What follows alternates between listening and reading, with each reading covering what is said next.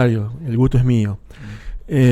Comenzando el año periodístico. Claro. Porque viste que en la Argentina sí, somos porque tan su año periodístico es bastante corto. Claro. No, pero en la Argentina viste que somos bastante particulares. Exacto. Da la sensación de que el año no comienza en enero. Claro. Comienza en marzo. Uh-huh. Y básicamente creo que las clases son lo que marcan, digamos, el comienzo del año. Exacto. Comparto con vos. Así que bueno, vamos en alguna medida a ponernos en autos, como dicen los abogados, ¿no? Un panorama general y después a lo largo del año vamos a ir desgranando todos estos temas, que yo creo que si no pasa nada o ningún cisne negro y nada de eso, va a ser un año bastante monótono desde el punto de vista económico en cuanto a que vamos a transitar un poco lo que estamos viviendo ahora. Una economía en recesión, un goteo diario de empresas que van cerrando, desempleo, un poco todo esto, que en alguna medida quedó reafirmado, ya no solo por la evidencia empírica de lo que vivimos los 2 primeros años de gobierno, quedó reafirmado con el discurso del presidente en la apertura de la Asamblea Legislativa ahora el 1 de marzo. Este gobierno básicamente tiene centrado, digamos, su eje central en bajar la inflación, que en alguna medida es cierto que la bajó, pero más o menos hay que decirlo, teníamos 40 grados de fiebre, imposible vivir con 40 grados de fiebre, hoy tenemos 37,5. Sigue siendo una fiebre, ya no de 40, pero 37,5, donde tampoco te permite vivir. Pero bueno, comparado con lo que teníamos, parece un alivio importante. Difícil hoy de seguir bajando esa inflación. Yo personalmente creo que salvo un milagro, y en economía para mí no hay milagros, decir que en agosto, como afirma el presidente, va a arrancar con 0, personalmente no lo veo.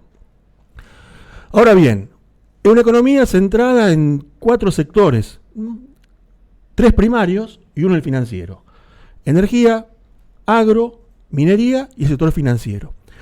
Que son 4 sectores básicamente que generan recursos, pero no generan empleo.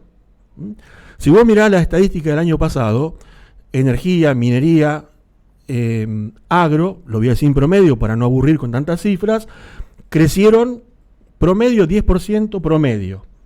Ahora ninguno generó empleo. Es más, la minería perdió empleo. El agro generó 1,9% y la energía no llega al 1%. Y después tenés todo el otro sector de la economía, que es el 50% del PBI y es el 51% de la mano de obra, que es el sector del entramado de las pequeñas industrias, básicamente del entramado de los conurbanos. Pequeñas industrias, pequeños comercios, empresas de servicios, que es hoy el que está con mayores dificultades. Bueno, yo creo que vamos a transitar básicamente desde el punto de vista macro por estos carriles. Y personalmente creo, digamos, en esto diciendo completamente con el pensamiento del gobierno, que ellos creen que per se la economía, el libre mercado arregla las cosas solo. Y no es tan así. Yo personalmente, por formación económica, y que diría que casi todos los economistas, digamos, pensamos así, obvio que defendemos el equilibrio fiscal, vamos a una economía más integrada al mundo, vamos a una economía abierta, ni hablar de esos. Pero vos para eso necesitas generar las condiciones. Y yo creo que hoy se puso el carro delante del caballo. Es cierto que estamos en una transformación mundial donde la tecnología, la robótica, la inteligencia artificial te van a traer cambios astronómicos que no se dieron desde la revolución industrial. Y esta vez a la velocidad de un Fórmula 1. Es cierto. Y es cierto también que hay sectores que van a desaparecer.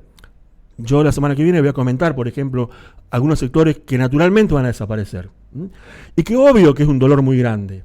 O sea, el tipo que fabricaba tabla de lavar, cuando le apareció el lavarropa, se quería morir. A Henry Ford, cuando apareció el auto, antes la gente le pedía a caballos que corran más rápido, no le pedían el auto.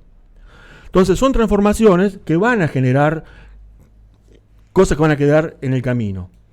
Ahora yo digo, per se, me parece, no es la expresión, es decir, el que tiene que caer, que caiga, porque en el tránsito se pueden hacer las cosas de otra forma.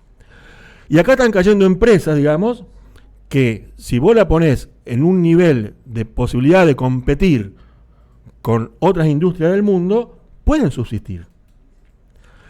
Y automáticamente no es que la destrucción en paralelo genere una construcción a la misma velocidad. Voy a tener una destrucción que va por el ascensor y una construcción que va por la escalera.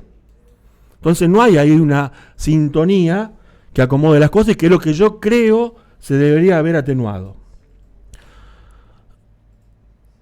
Tampoco es cierto, y no hay una evidencia empírica, incluso hay un libro muy interesante, yo no me acuerdo ahora los autores, son dos ingleses, donde dicen que vos pasás de un sistema económico a otro y automáticamente la transformación se da, entonces el tipo que perdió un laburo en un lugar lo consigue enseguida en el otro. No es así. No es así porque además hay razones que son humanas, culturales, que es lo que desarrollan esta gente en este libro. Yo estuve en Sastre hace 2 semanas, en la fábrica de generadores eléctricos que cerró. 42 personas quedaron sin laburo, promedio 25 años de laburo en la empresa. Sastre es una localidad chica, no sé cuánto tendrá, 10.000 habitantes, ponele.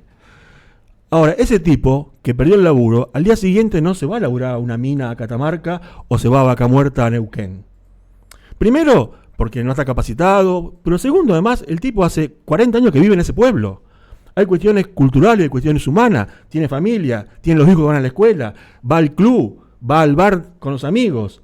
Entonces, ese tipo al día siguiente que quedó sin trabajo, que es lo que sostiene este gobierno y yo no lo comparto, no se queda o no se transforma de un desocupado de una empresa y al día siguiente se transforma en un ocupado en los sectores que hoy, digamos, están funcionando y que no generan el trabajo que deberían generar como generan los otros tipos de laburo. Entonces creo que estamos con un problema muy serio. Se puso el carro delante del trabajo, delante de los caballos. Vos, para abrir la economía en el nivel que se abrió, debería antes haber hecho las reformas estructurales que hay que hacer. Una, la reforma laboral, que para mí ya nació vieja, y que fue más que nada un hecho político que una reforma en serio, y me voy a detener en futuro en qué significa hoy una reforma laboral en serio, que tiene que contemplar un cambio de modalidad en el trabajo, en lo que se llama la economía GIG, y que fue más que nada una cuestión política. Que dicho sea de paso, la tenés que hacer, era necesaria, era imperativa, pero no te solucionó el problema del empleo, porque el problema del empleo te lo va a solucionar el crecimiento. O sea, nadie te va a poner empleados si no tenés una economía que se mueve. Te puede ayudar, entre comillas, digamos, el tipo que lo tenía en negro a blanquearlo, ponele.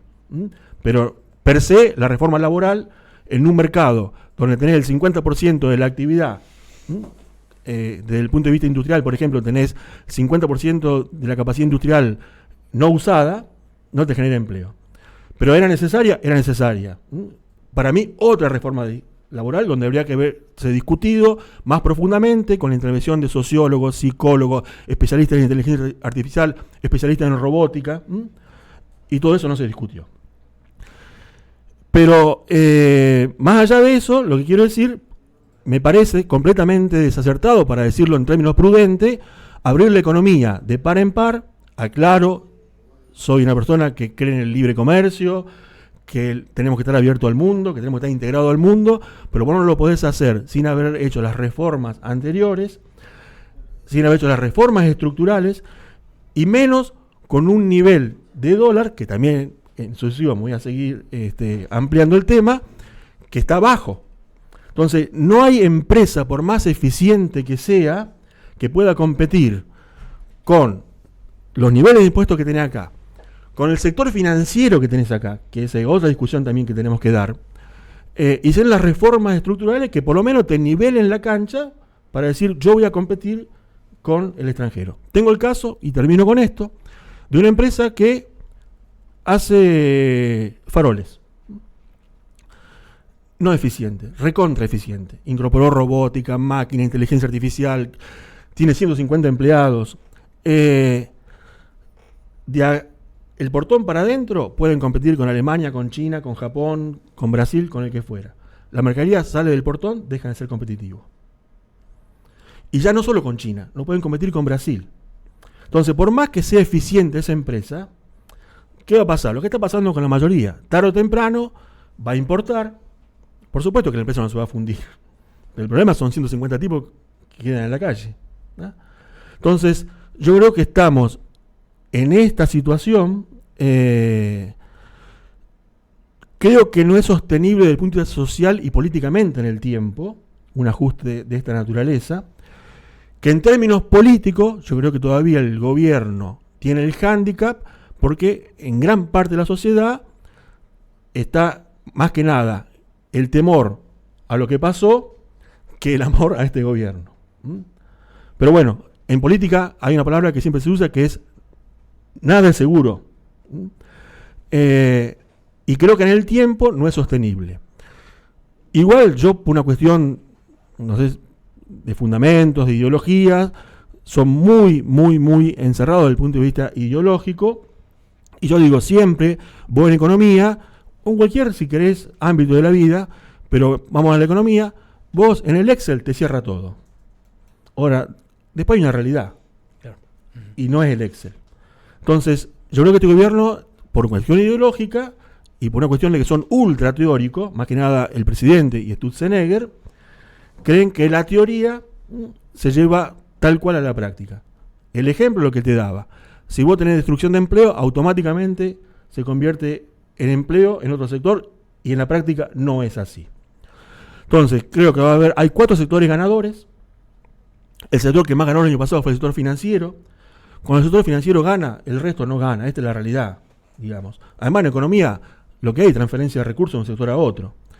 El sector financiero el año pasado fue el que más creció, 20%, y el sector financiero genera el 1,2% del empleo. Y los otros 3 sectores, energía, agro y minería todavía no arrancó, son los sectores ganadores. Sectores que generan recursos, pero no generan empleo. Los sectores perdedores, pequeña empresa, comercio, industria, todo el entramado, que es el 50% del PBI y el 51% de la creación de empleo. Ese sector hoy está con muy serias dificultades. Si ahí no le das un atenuante, desde el punto de vista que se mejore básicamente los ingresos, porque voy a tener muchas empresas que están cerrando o están disminuyendo personal, no por la ola importadora, porque no tienen ventas. ¿Y por qué no tienen venta? Y porque es sencillo, vamos a decirlo en criollo, la guita no alcanza.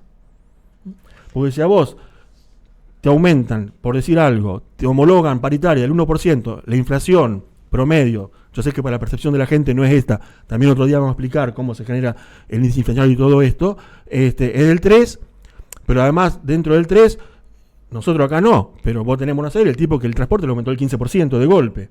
Entonces para ese tipo que usa una gran parte de la inflación es mucho mayor. La energía, los servicios te van aumentando todos los meses por encima de la inflación. Y si vos tenés el mismo salario, es lo que nosotros decimos en economía, el disponible libre cada vez menor. Entonces ahí tenés un achicamiento muy grande del consumo masivo. La gente que deja de comprar ropa, la gente que dejó de vacacionar, el tipo que no va a comprar ropa, que no va a comprar alimentos, que no va a salir a comer afuera, cosa que te va restringiendo. Bueno, creo que esta es un poco la lectura de la situación que tenemos hoy, si queréis la foto que tenemos hoy. Yo creo que la película se va a desarrollar dentro de esta foto y bueno, a lo largo de los próximos programas vamos a ir desgranando tema por tema todo esto. Qué gusto tenerte otra vez en el programa, de escucharte explicar tan claramente. José, gracias. No, al contrario, gracias a ustedes. Buena mañana. José Mayero es nuestro economista y pasó por esta mañana para todos el ET23.